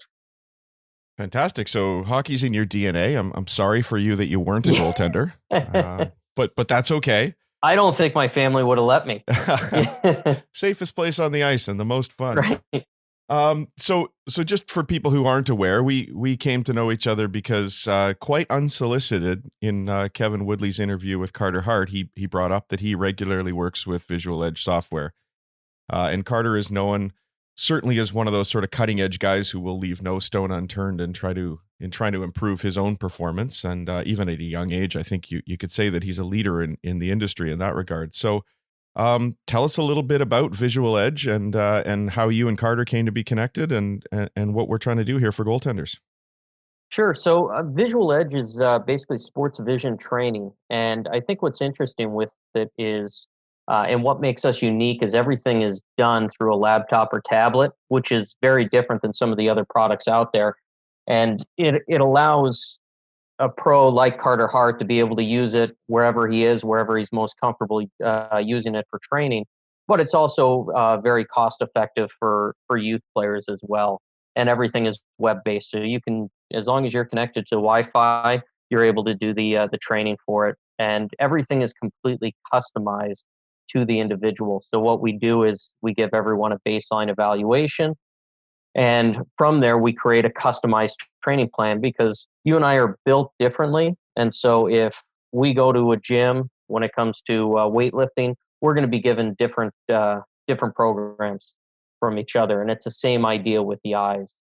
And so everything is completely customized to the individual, and just by training the eyes 10 to 15 minutes session, 3 sessions a week, you can really start to improve the way you see the puck, the way you track the puck, even just how quickly and accurately you process information.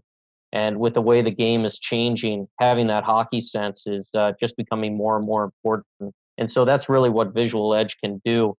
And it's kind of a new idea in hockey. Goalies have been, juggling and doing some other things to train the eyes over the years. Obviously, baseball's been using it for a number of years. And that's really where Visual Edge got its start, and was with baseball. But we see more and more hockey players wanting to use it. And someone like Carter Hart, we were connected last season, and he started using it. And now the Philadelphia Flyers have their goalies all using it as well. So it's really starting to catch on, not just at the NHL level, but all the way down through youth associations. Baseball really is on the cutting edge of a lot of this. I mean, being able to track and hit 100-mile-an-hour fastball is really something that's remarkable, isn't it? And I know Kevin's spoken with Freddie Anderson, who's trained with baseball players and hitting to train his eyes as well. So what are those? You talk about 6 core skills on your website. Talk to us about those 6 different skills that we're training here. Sure. So the 6 different areas. We start with your eye alignment, because you want to make sure that the eyes are working together so that you can see an object where it actually exists. So that's really the first thing that we test. And then there's convergence. So for a goalie, it's when objects are coming towards you. So obviously a puck coming towards you. Divergence is when you're looking outward. So if you're a forward and you're coming down on a net, knowing exactly where to shoot the puck to have the best opportunity to score. If you're a defenseman on a regroup, you're looking up, trying to find that open passing lane for your teammate. And then you've got depth perception. So being able to redirect shots, accuracy when it comes to passing and receiving passes. And then recognition, which is how quickly and accurately you're processing information. So that's the one that's most closely tied to overall hockey sense.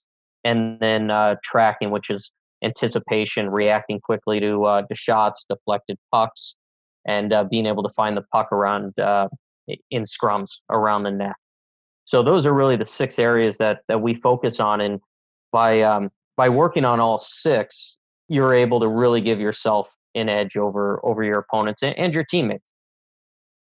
Yeah, absolutely. Are you able to, I mean, I know there's numbers that in the software, we had a chance to experiment with it a little bit, both myself and my son, who's a bantam goaltender. And you get some numbers there that reflect your own ability and your own performance and improvement. Is there any way we can compare what he's doing, what I'm doing to what Carter is doing? Because I know we've talked about it in the sense of these concentration grids that are becoming popular, and his numbers are sort of otherworldly. Right. Yeah. Can you talk to us a little bit about his visual performance compared to the average goaltender out there? Sure. And I think one of the great things about Visual Edge is it's important to see how you compare to players your own age, but then also where you want to get to, whether that's CHL players, NCAA players, or NHL players. And so our system does that. And so when you take these tests, especially after that baseline evaluation, you see your exact percentile rank compared to players your own age. And you kind of know where you rank there and how you need to improve to get to that next level. And so what's great about it is that every 6 weeks you take a new evaluation to see how you've improved and now where you rank versus that level that you want to get to. And so what we've been seeing is that, those top NHL guys, whether they're forwards and whether they're skilled forwards or checking forwards, defensive defensemen, offensive defensemen, and goalies, those top athletes are all visually much further along than youth players. And so what we want to do is be able to get you to that next step much faster than just your natural growth. And it's pretty amazing what you see as these guys start to improve, and when you start using the system, just how much better you're getting on the ice. We actually work with the NHL with all their officials. So right now they've got all their officials this year using the program, and the response that we've received from them that have been doing the training, they're saying that they can process the information much faster. They're being able to determine, was it a high stick, was it not a high stick? When the puck's crossing the blue line, was it offside, was it not? And as we know, just from over the past couple of years, there's so much scrutiny on the officiating side, not just in the NHL, but you see it a lot in the NFL every weekend now, that everything is just becoming more and more important. So with someone like Carter Hart at his age, even though he's one of the younger players in the NHL, he's already above average with his visual skill. And, when it comes to goalies, that convergence piece and being able to track the puck in, that's an area that he's really excelled in. And that just keeps improving it by doing the training 3 times a week. And what's nice about it is we wanted to make sure that this was something that was quick and easy for players to do. So just by going into the system, clicking train now, 10 to 15 minutes, and your eyes are already getting stronger. And we also have the game day training to warm up the eyes 4 hours before you get on the ice. So similar to a dynamic warm up where you want to make sure your body's ready to play, it's the same thing with the eyes. So for the kids out there who don't want to be Braden Holtby doing crazy eyes on the bench, they can quietly hide in the dressing room with their laptop and exactly. warm up those eyes. Yeah, exactly. No, I actually really like that aspect was there, and it was actually the simplest pieces of the puzzle in your software that people were able to work at to warm up before they go out on the ice.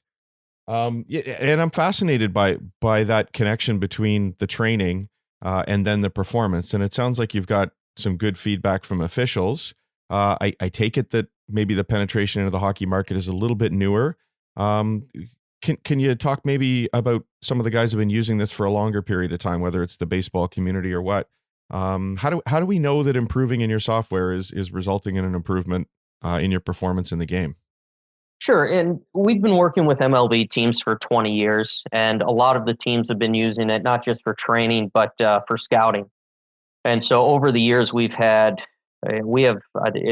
unbelievable how many first round MLB picks over the years that we have in our system. And you kind of compare how they were at that age for their draft year and what they've become hitting wise. You look at a guy like Aaron Judge, and when he initially took our baseline evaluation, his score is still one of the best that we've ever seen. And it was one of the reasons why the Yankees felt so comfortable drafting him, because they knew that his ability to hit would continue at the next level. And when it comes to the training piece, there have been a lot of different studies done on the visual training and how that helps you at the plate or on the ice. And I think baseball it's always going to be an easier sport to put numbers to improvement, because you've got batting average, you have strikeout rate, you have home run rate. Now you've got all these fancy statistics with exit velocity and things like that. So it's always going to be much easier in baseball to show, okay, this is helping me in this exact way. Now in hockey, you can talk about save percentage, goals against average. You can look at individual statistics, but it's always going to be much harder. But the feedback that we've been receiving from players, and I think we see it with the renewal rate and just the pros that, especially when you get some of those veteran players that have been doing things the same way for a number of years, the fact that they're buying into it shows us that they're really seeing the improvement on the ice. And it might not be every single play that you see the improvement, but what we find from talking to the players is when they come off the ice, they can point out 2 or 3 specific instances where they know that they couldn't do that 6 weeks ago. And that's really where we see the improvement, and why we have so many people that are renewing it at a great rate. Fantastic. In the beginning, you brought up about the portability of the system, how simple it is, and I think you alluded to some of the other devices out there, and we've had a chance to try a few of them, whether it's the Dynavision or whether it's the Cognizance 3D Neuro Tracker, where you pretty much have to have an entire wall in a room to work with it. They're obviously pretty appealing devices. But the question came to mind as I was working with your software: how can we achieve the same thing in such a small package? What makes something that's relatively simple as sophisticated? Well, I think it's a good question, and I think honestly, it's one of those pieces that when you think about technology as a whole, there are a lot of different ways to achieve the same thing. And I think what the medical staff and the scientists behind Visual Edge was able to find is that there's certain pieces of the eyes that you don't really need to do anything too complicated to really improve it. It's similar to weightlifting just in general, where you can say, especially early on when weightlifting was still new, and it's okay. How are squats going to improve how I play on the ice? Now it's obvious. We all know that it allows you to skate faster. It makes you stronger in the corners. There are a lot of different ways that squats can help. And it's the same idea with this, where the different ways to strengthen your visual acuity on the ice, there are different ways to do it. And we've just been able to find a package that allows it to be easier for players to use it, and very, very affordable, where our top package for 6 months is only $350. And the interface itself, fairly simple. I mean, a couple of the exercises, you're identifying position and shape and directions of arrows on the screen. Another one I don't think we were clear on. There's some actual 3D. You wear some regular 3D goggles, and you identify locations of objects in 3-dimensional space. So interesting in that regard, but relatively straightforward stuff. The secret sauce, so to speak, is probably in the way you're analyzing everybody's response to these, isn't it? Correct. Yeah, it's the analysis piece, and a lot of it. I'll go back to weight training again. It's the same idea with bicep curls. You start with 20-pound dumbbells, then the next week you're up to 25-pound dumbbells. It's the same idea with this system where every week we're making the tests just a little bit harder to push the eyes and to make that, to be able to make that improvement. And then after 6 weeks, we give another evaluation to see if we need to change the training plan around a bit, or if the training plan is working the correct way, then you'll continue to see that improvement. But I think that's what really defines us, is that everything is really customized to the individual because we are all different. And it's the same idea with the eyes. So that's really the piece that we focus on, is to make sure that your individual training plan is different than your teammates or your opponents, based on what exactly it is you need. Fantastic. Well, no doubt the eyes are about the most important piece of the puzzle for a goaltender today, and training it is incredibly important. Is there anything else I've forgotten to ask that we need to talk about here? Well, just kind of what you mentioned there, I think it's really interesting. You get about 85% of the information that goes to your brain is coming in through the eyes. And I know I talk to a lot of parents, and I ask them, okay, how many of you have sons or daughters that do some kind of weightlifting? And almost all their hands go up. And then we ask about, how many of them shoot pucks in their backyard or in the basement, and a lot of their hands go up. And then you ask, well, how many are training with their eye? And maybe one. And a lot of the different NHL GMs that I've spoken to, when you start talking about it, they say, well, we're training everything else. Why aren't we training the eyes? Because they're so important on the ice. And so I think that's really the main piece that we've been finding when people are finally, when it clicks and they're like, you know what, that makes a lot of sense. And it's really that part of it. So I think that's really been the piece that has started to push Visual Edge more, and to make more people interested in purchasing it. And I think working, whether it's with your eyes, or we've also been talking a lot lately about mental training as well. I think that goes double for a goaltender, really, because absolutely, a forward, it can help to be 220 pounds, but a goaltender, there's only so much you can do in the weight room to improve your performance as a goaltender. You need to have that mobility, that flexibility, that reactivity, but investing a little extra time in your eyes and in your mind. And I think it's worth pointing out here too, isn't it, that this isn't really just working on the hardware of your eyes. It's that eye-brain interface and correct. Yeah, the neurological connections as well. Yeah, and it's been interesting because there are times when we work with individual players that we can actually identify if there's a major issue. We can identify that, and a lot of times we have one goalie who, when he took his test, he plays in the American League, and he took his baseline evaluation, and there were a couple numbers that were really low, and so we spoke with him and asked, "Are there times when you just lose the puck for a split second?" And he kind of laughed and he said yes. And we talked to their GM, who said his problem is that he gives up slap shots from the goal line or from the blue line when there aren't any screens or anything, and they should be saves he should be making. And part of that is just because he's not able to track the puck in. And what's great about the Visual Edge system is that we can fix that. So now here's a goalie who gives up goals that he shouldn't be giving up in the American League. And now we're able to fix one of the main problems that he's been running into. And so it's those types of cases that we come across. Those are the ones we really like to see, because we want to see players be able to reach their true potential. And sometimes it's just the eyes that are holding them back. I think in a strange way, excuse me, that's a goalie parent's dream almost. Right, can I find that one simple thing that we need to fix, and suddenly everything is going to be better? But easily that could be happening for anyone, couldn't it? Yeah, absolutely. And worth pointing out that this isn't a replacement for regular vision checks and making sure that your eye health is where it needs to be. Yeah. Correct. Okay. Well, that's fantastic. Thank you so much for taking the time, Adam. Can you just remind everybody how they get in touch with you if they have questions, how they check out the software if they'd like to?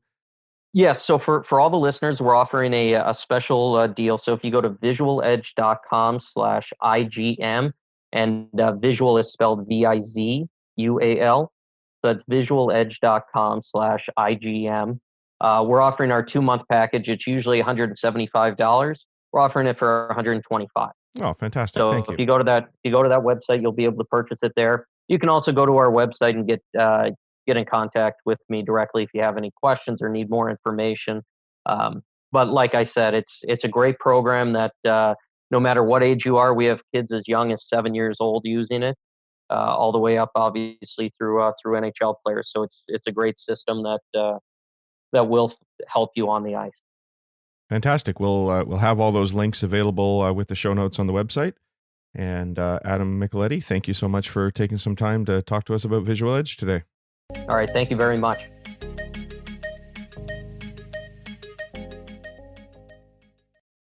That interview presented by The Hockey Shop, thehockeyshop.com, source for sports Surrey, our gear segment, the web-based training platform, a visual performance assessment from visualedge.com, which I tried out a couple of times, and I was happy with what I did. Once, the hardest part for me was coordinating my fingers with the arrows and going through it. But go on there, sign up if you're interested in this. It does require a connection to the internet, though.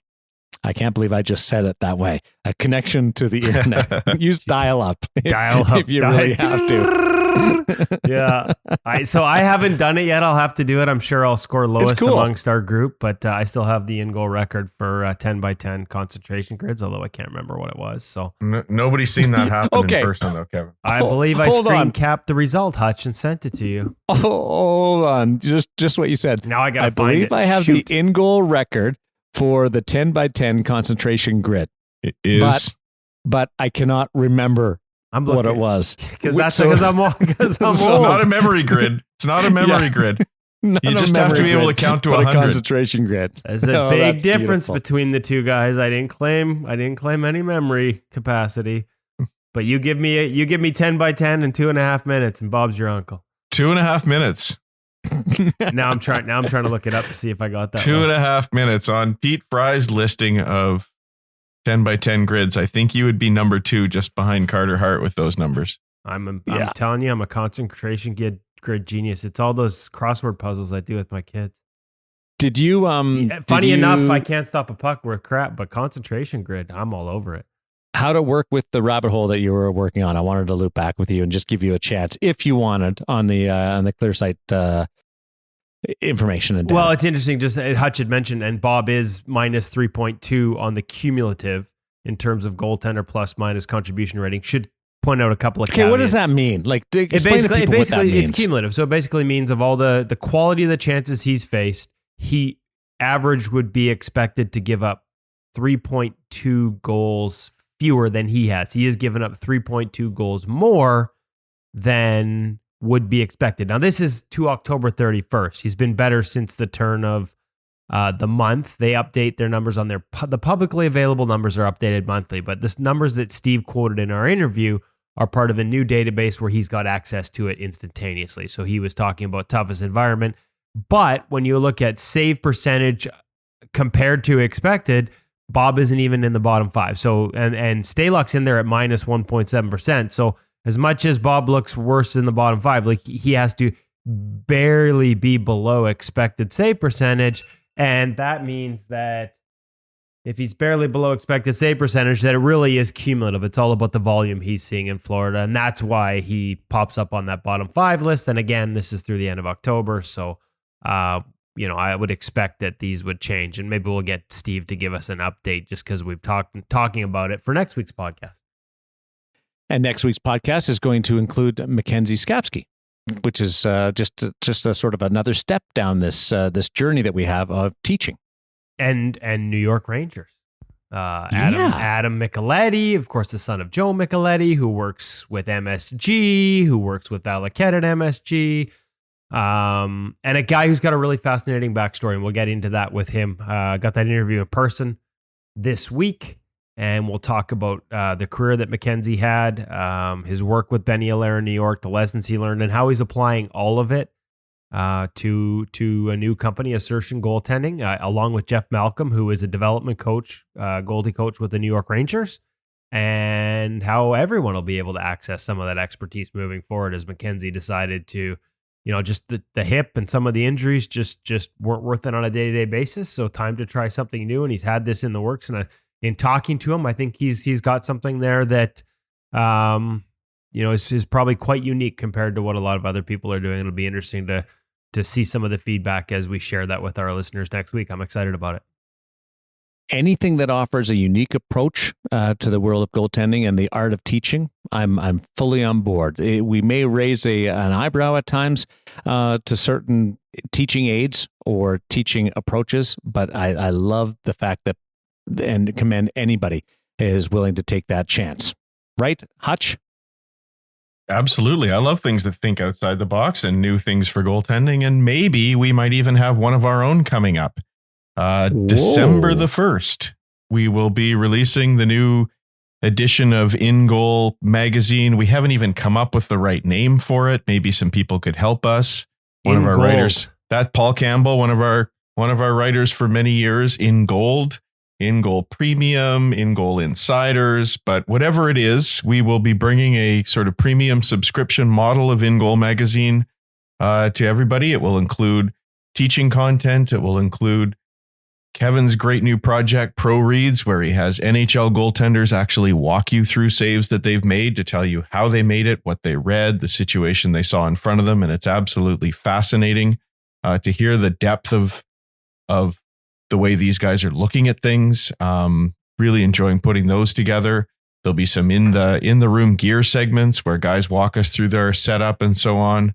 And then typical sort of feature articles, teaching content. It's just going to be a fabulous new way of presenting content and an opportunity for us to bring a whole lot more to the goaltending community. And we've certainly had a number of pros as we sit down with them. It's actually really makes me feel like dad that we've been around long enough that pros are telling Kevin that they grew up reading InGoal magazine.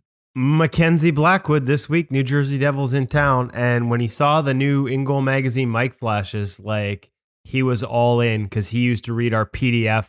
We used to have the PDF magazine, kind of a page turner magazine. And he said that was like his Bible. That was his go-to. And so think of it this way. I loved Hutch's description. We're basically going to take everything we did in that and we're going to bring it to you on a more consistent basis. The reality of that PDF format and that magazine style format is it disappeared because we were doing it for free and there's a big cost to producing that type of content. So as the world changes in terms of how we consume media, I think more and more people will accept the concept of a subscription product online. And that's the only way that we can consistently deliver that level of quality using, accessing guys in the room, spending the time to go to the rink, going on trips to visit guys like Roberto Luongo in Florida and be on the ice with them, is to have a paid subscription. And after a couple of years of planning and putting it all together and gathering that content, I am excited as heck to debut it on December 1st. Well, if you could imagine, go ahead. Just needs a name. Right. Just a name. That's all we're missing. The only thing we're missing is that thing that probably comes at the beginning. So we just skipped it and moved on. That whole ramble I just gave, you can't just type that into one giant headline. And that's a very catchy phrase. Yeah. You're never going to be a catchy phrase writer, Woody. Imagine it. See it. That's sort of what goes with our theme of this episode from ClearSight Analytics and VisualEdge.com. Our thanks to Source for Sports Surrey, Hockey Shop, thehockeyshop.com. And as always, to you, the listener, thanks for listening, thanks for stopping by, and thanks for being here every week on InGoal Radio, the podcast.